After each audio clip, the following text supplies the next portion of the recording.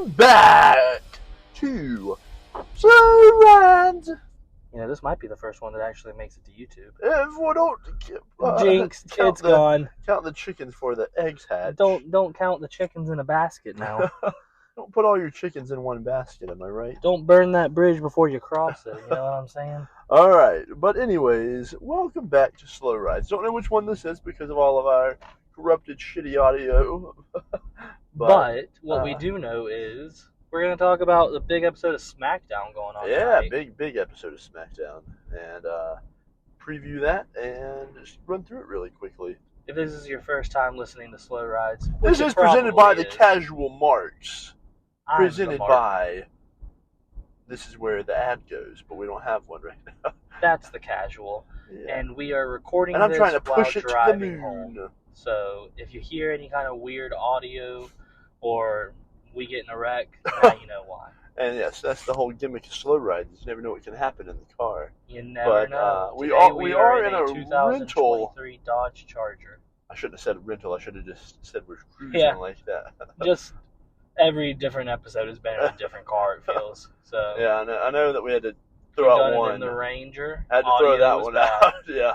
We've done one in the Kia. But if y'all want to hear the Ranger audio, let us know. Did one in the Kia. My mic was dead. And mine was too.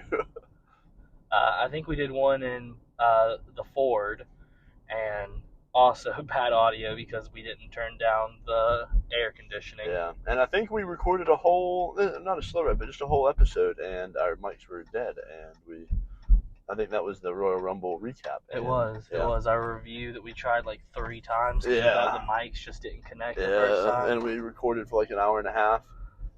Good times. Yeah. Anyways, hopefully y'all are hearing this. And anyways, like I said, we're going to run through SmackDown. You just want me to run through hottest to worst? Or yeah, whatever you want to do, man. Slow Ride's your baby. It is my baby. And I'm just going to go in this order that I'm looking at it right here from WWE. That this is all people that they have advertised for the show. We're going to start off with a Women's Elimination Chamber qualifying match of Naomi versus Zelina Vega. Honestly, pretty stacked match. And a little bit hard to predict. I don't think it's very hard to predict at all. I think Naomi's definitely going to win. See, here's the thing, right? Do you put Naomi in the match to be like, wow, look, she's back? Or do you not put her in the match so that she doesn't have to lose for a championship? That's a fair point. I was just thinking. Well, I guess it's not a championship. It's like a number 1 contendership. But still, I think there's a good chance that going into the future, Naomi's going to be treated very well. I don't know if they're going to want her to lose on a PLE. Yeah, that's a good point. I don't think that they want her to lose either. I think it might be... Because she'll have to get pinned, won't she? She would either have to get pinned or they can lose the qualifying match.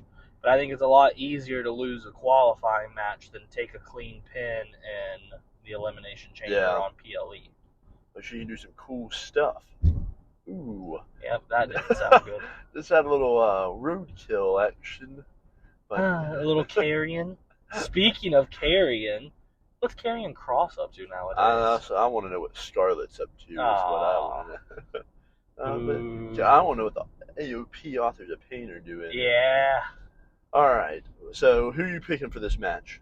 Honestly, I don't know. I could see it going either way, but I think Naomi gets the win. So she can be highlighted on a PLE and doesn't have to lose her first match back. Yeah, well, I'm picking... Other than the Rumble, I'm picking Naomi as well. I don't think she loses to Zelina Vega. I don't really see Zelina Vega cheating either. So, yeah, I think Naomi wins. I think her intro at the Elimination Chamber is going to be freaking incredible. Yeah, probably. Next match, we have another Women's Elimination Chamber qualifying match. This one it's advertised as Shotzi versus Tiffany Stratton, but I think I saw that Shotzi got injured? She did. Nick Aldis confirmed last night, Wednesday night, on Twitter X, that Shotzi has a knee injury. Oh, God.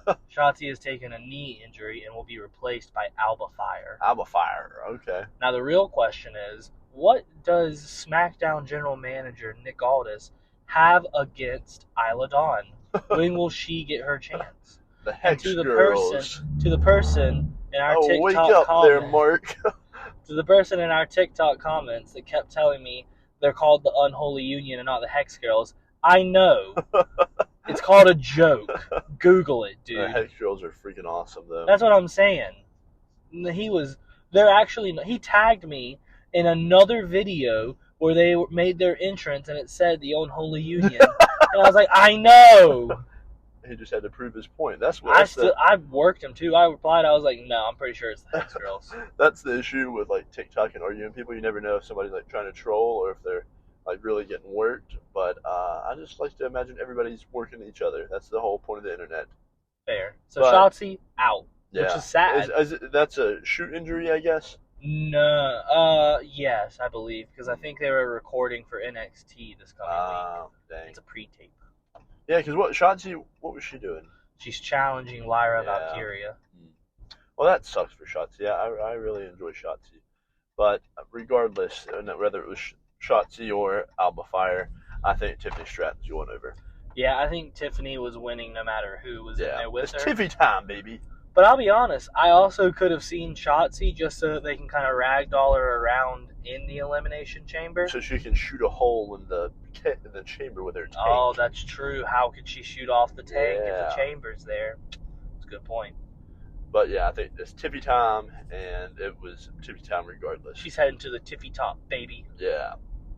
All right, next match we got a men's Elimination Chamber qualifying match. We have Logan Paul versus The Miz. And this, I'm putting it out there right now, match of the year. I mean, I like their one at SummerSlam. So match of the year. You know what, man? I'll be honest. I like The Miz, and I like what he's doing with teasing the Awesome Truth. Oh, yeah, well, I love The Miz. You do love The Miz. Yeah, I do. But I think Logan Paul is 100% going to win this. Really? Yeah. There's no doubt in my mind Logan's going to win this and be in Elimination Chamber. I think Kevin Owens might cost him or something like that, and I think The Miz is going to win. I could see that if they're going to do KO versus Logan Paul and run Well, otherwise, what are they doing? They've been just teasing it and just pushing it in our face for the past few weeks. I think in the Elimination Chamber, we might... Or unless you think Kevin Owens and Logan Paul might both be in the Elimination Chamber? Well, let's get into Kevin Owens qualifying. All right, so you're picking Logan Paul, though. I'm picking The Miz. Yep. All right. Yep. The next match is another men's Elimination Chamber qualifying match. It's Kevin Owens versus Dominic Mysterio. And I'm telling you right now, I'm going to mark out over this match. It's going to be for the freaks, and I'm the freak. I don't doubt it. But I think they're going to want to have Dominic Mysterio there. He's the most booed person on the roster. Yeah. I would say hated, but I think Brock is still technically on the roster, so it can't be that. And they're going to want him coming out just to have that crowd boo him. Yeah, 1,000%. But so you think that Kevin Owens might not be in the match then? I think Logan Paul and Dom will be in the match. And I think LA Knight is going to get set up to be the next challenger for Logan Paul instead. Well, what is Kevin Owens going to do? I think that would be like a Smackdown thing in the build-up. Like let them have a rematch. I don't even know if they're necessarily going to give them a rematch. Like, it felt like they were done with each other, but putting them through a table is a pretty good exclamation point to be like, all right, they're done. Yeah, that's fair. But now they're like messing around with Austin Theory and Grayson Waller. So that might be a good match for Grayson Waller, Kevin Owens and Grayson Waller. That could be kind of good. Maybe make it a tag match, maybe? Sami Zayn? Yeah. Who knows? So you're picking Dom. I'm picking for the men's qualifiers, Logan Paul and Dom. Okay. And then they would join LA Knight, Randy Orton, AJ Styles, and I don't remember the last one, Bobby Lashley. I'm going to pick... Wait, no, not Bobby Lashley, Drew Mac. AJ Styles isn't in it. Yeah, I'm about to say Bobby Lashley. Drew McIntyre and Bobby Lashley are the last two. I'm going to say The Miz and Dom, and then we're going to have Logan Paul and Kevin Owens do something else. Is what I think. All right, I can get on board with that.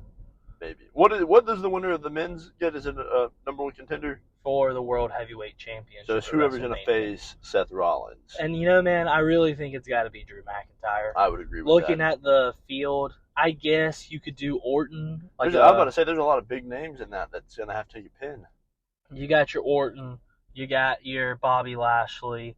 you got your LA Knight. Yeah.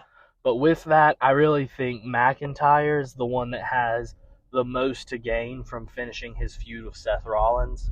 And with how they have completely put the emphasis on these two, I think Meltzer today came out and said that neither McIntyre or Rollins have signed contract renewals. I don't believe that for a second with how much they're putting them on TV. Yeah, I saw that too about Seth Rollins, his interview where he said that WWE's home and he never wants to leave. And I think it's funny though because Drew McIntyre was talking about how when people said he was going to AEW and then he was like sending Triple H tweets and stuff like that and they were laughing about it. So I don't believe anything that the dirt sheets tell us. I don't either, man. I think McIntyre's winning, and then he's going to win at Elimination Chamber, and then he'll hold the World Heavyweight Championship until CM Punk returns and beats him for it. Yeah, I could definitely see that. CM Punk versus DM Hunk. It writes itself, brother. All right, and then for the final advertisement, we have Roman Reigns and The Rock return. You know, I'll be honest. I'm pretty intrigued by where they're going with this. I am too. That was pretty crazy at the kickoff show. That was, I mean, chef's kiss. Triple H, Booker of the Year. Book it, baby. Now, what I'm confused by, are we doing some kind of both nights are main evented by the Bloodline story? That's what I'm not. I don't know because what is Cody gonna do at Elimination Chamber? As far as we know right now, nothing. I could see him being on like the Grayson Waller effect, maybe. Yeah. But see, Seth Rollins is still hurt though, right? Rollins is still hurt, so they can't do the tag match there.